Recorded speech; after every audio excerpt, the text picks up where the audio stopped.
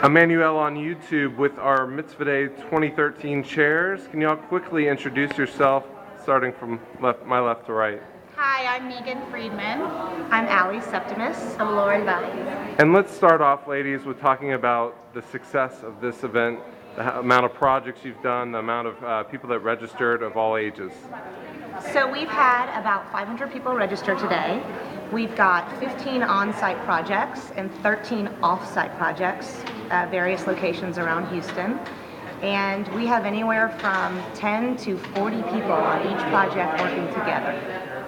All right, and you mentioned that you have all these projects. Talk about some of the projects and the kinds of projects that occur at Mitzvah Day. Well, the one behind us are books. This is one of our newer projects, and this goes to Field Elementary, and they try to give a new book to a child in 3rd through 5th grade during the holiday time.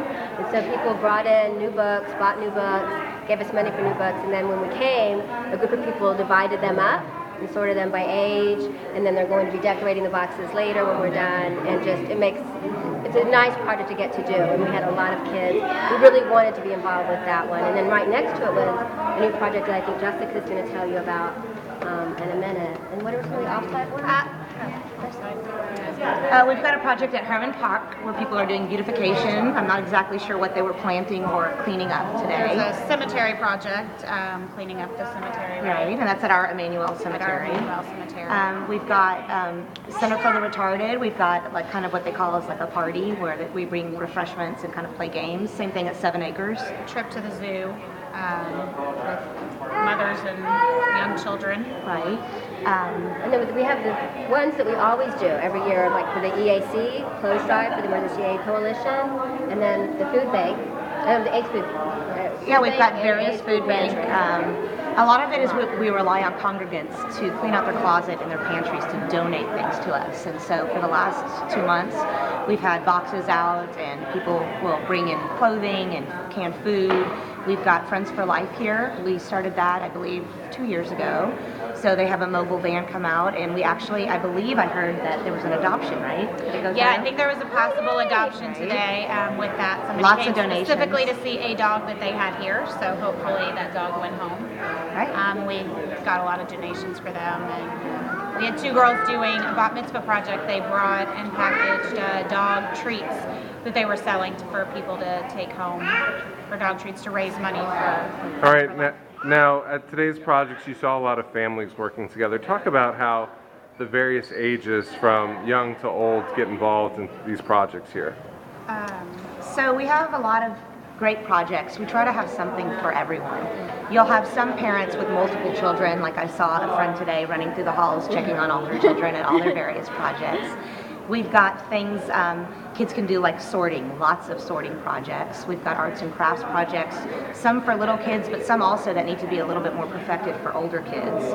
We've got things for some senior citizens that like to come in to pack food baskets and things like that. With what other kinds of things do we have? Well, the sandwich making. I mean, and that's really multi-generational. You'll see, a grandparent with the grandchild next to each other, and also the parent just making these sandwiches, and they make so many every time. So it's really nice when you have whole families coming in together.